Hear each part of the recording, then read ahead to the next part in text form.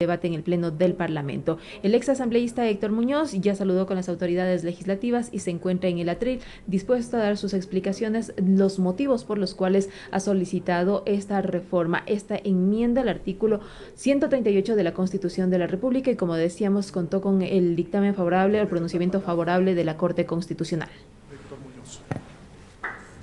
Muy buenos días, señor presidente de la Asamblea, Henry Kronfle, distinguidas autoridades de este Parlamento Nacional, señores vocales del CAL, señoras y señores asambleístas. Créeme que para mí es un enorme placer volver a intervenir en este pleno de la Asamblea Nacional después de algunos años, específicamente desde que dejé la curul en representación de la provincia de Pichincha. Quiero mandarles un saludo a todos y quiero también agradecer a la Comisión de Enmiendas Constitucionales por el trabajo que hicieron cumpliendo los tiempos y ajustando los tiempos justamente para que se pueda dar este debate el día de hoy, especialmente al presidente de la Comisión y a la vicepresidenta de la Comisión. El motivo de mi presencia el día de hoy en este pleno de la Asamblea Nacional es para comentarles brevemente cuáles fueron las motivaciones y los alcances que nos llevaron a mi equipo asesor y a mí a presentar esta reforma constitucional. Y primero quiero empezar con algo de antecedentes de cómo se dio el asunto este. Presenté la reforma constitucional el 24 de junio del 2022 y posteriormente, después de unos 4 meses aproximadamente, la Corte Constitucional emitió su dictamen de procedimiento para que es el primer paso, digamos, para que esta reforma constitucional empiece a tramitarse en esta Asamblea Nacional.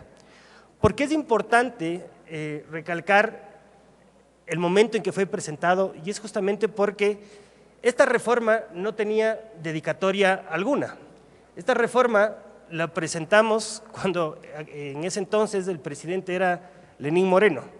Y por los tiempos que establece la misma Constitución, quien tenía que haber conocido sobre esto, tramitado y aprobado o no en esta Asamblea, era justamente el gobierno que venía después de Lenín Moreno. Evidentemente, nadie sabía quién iba a ser el presidente, nadie sabía que iba a haber muerte cruzada y nadie sabía que nos hubiese tocado abocar con esta Asamblea Nacional y con el régimen actual. Con esto, de nuevo, les quiero decir que no tenía dedicatoria alguna, no tenía ningún tinte político en absoluto. Lo único que nos motivó era justamente proponer una iniciativa de fondo, de profundidad, para corregir el desbalance entre los poderes del Estado, principalmente entre el Ejecutivo y el Legislativo en la construcción de las leyes. Como lo establece el mismo procedimiento de la Constitución, con mi equipo lo que hicimos era fundamentar por qué tenía que ser vía enmienda constitucional de conformidad con el artículo 441 de la Constitución. Y efectivamente coincidimos con la Corte Constitucional en el sentido que avalaron, o con su dictamen de procedimiento efectivamente se decidió que la vía para esta reforma era la de la enmienda constitucional.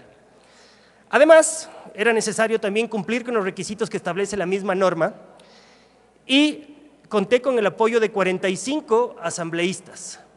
45 asambleístas que estaban o que eran de todas las ideologías, desde la izquierda, centro, inclusive la derecha, y de casi todos los bloques que estaban representados en esta Asamblea Nacional. Y esto se da por el sencillo hecho de que la razón no pide fuerza y la lógica no es patrimonio de ninguna ideología en particular. Inclusive, revisando el archivo de toda la documentación que acompañaba la propuesta, me dio mucho gusto ver, por ejemplo, que dentro de los asambleístas que apoyaron en ese entonces todavía existen asambleístas que se encuentran en este hemiciclo. Así es, por ejemplo, el presidente Henry Kronfle apoyó en su momento esta propuesta, así que le agradezco mucho, presidente. También 2 asambleístas más, la asambleísta Dayana Pazle y el asambleísta Vicente Tayano.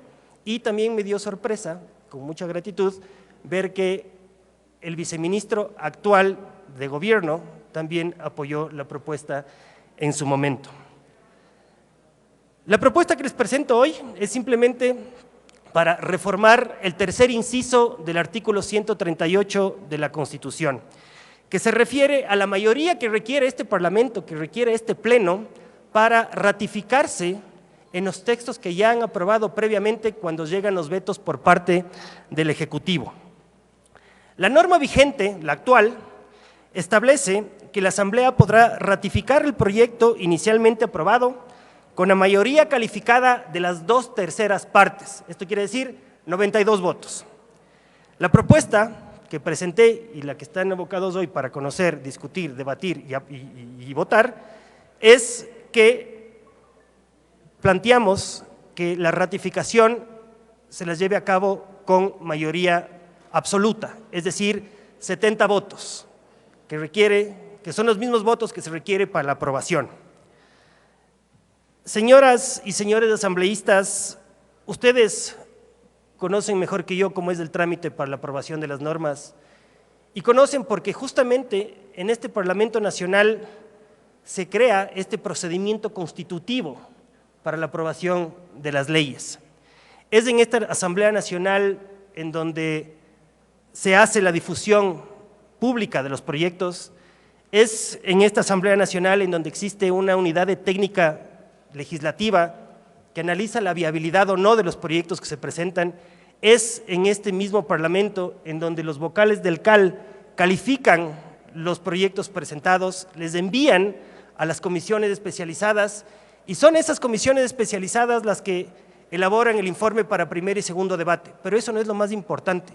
Para mí lo más importante es el ejercicio democrático y de legitimidad que se da en este Parlamento Nacional en la elaboración de las leyes, porque es aquí o en las comisiones en donde se reciben a la academia, a los profesionales, a los gremios, a las asociaciones, a la sociedad civil y a cualquier ciudadano que esté interesado en tal o cual proyecto que se discuta en este Parlamento Nacional.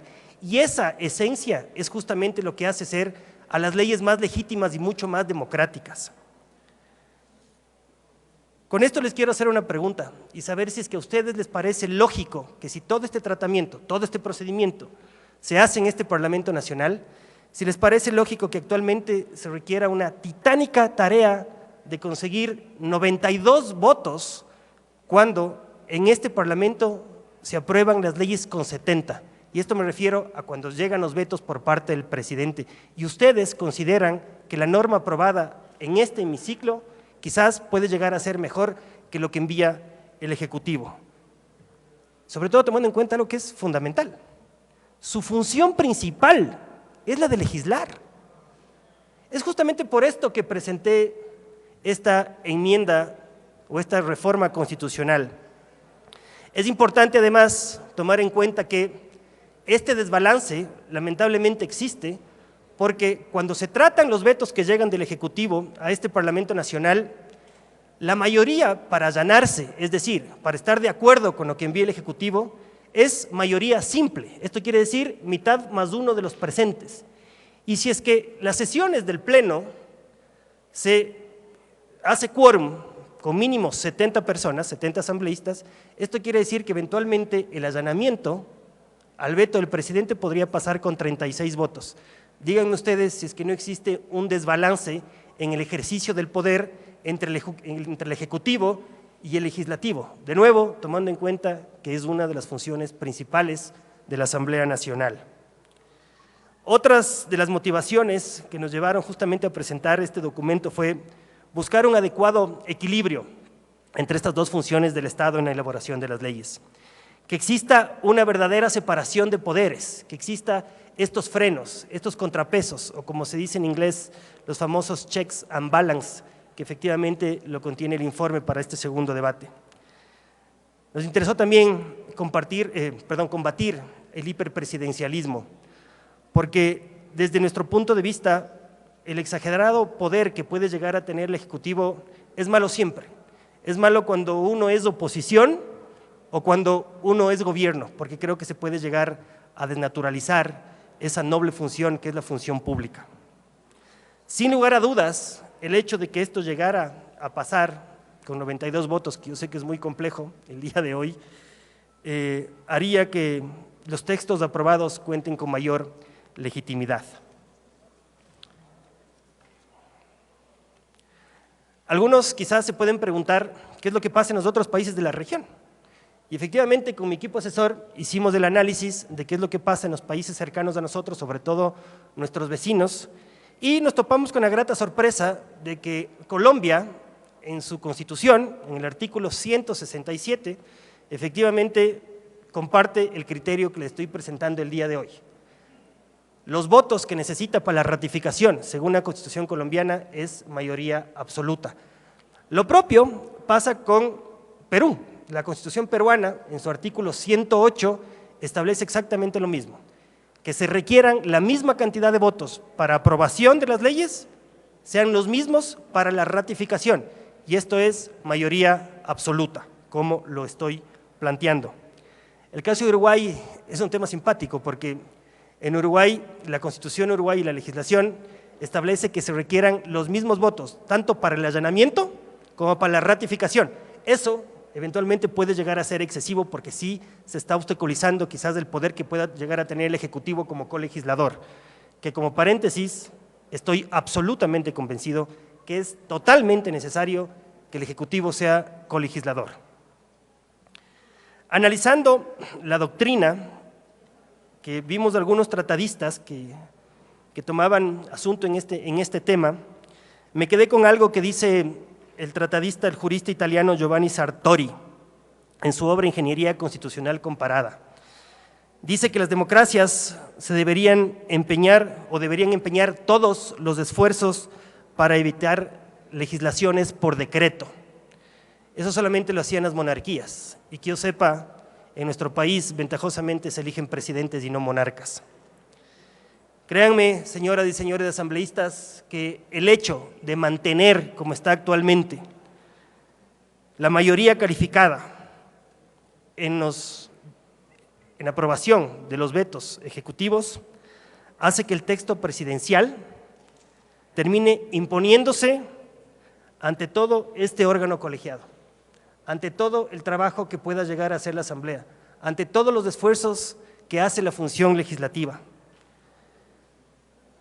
Para terminar, en la comisión hubo un par de críticas, bueno, prefiero llamarle observaciones, que yo creo que alimentan muchísimo el debate del día de hoy. Y sobre todo, de parte de quien vino, estas observaciones les puedo decir que fueron observaciones totalmente a la altura y con el respeto necesario, que creo que es algo que ha caracterizado a este periodo de la Asamblea Nacional.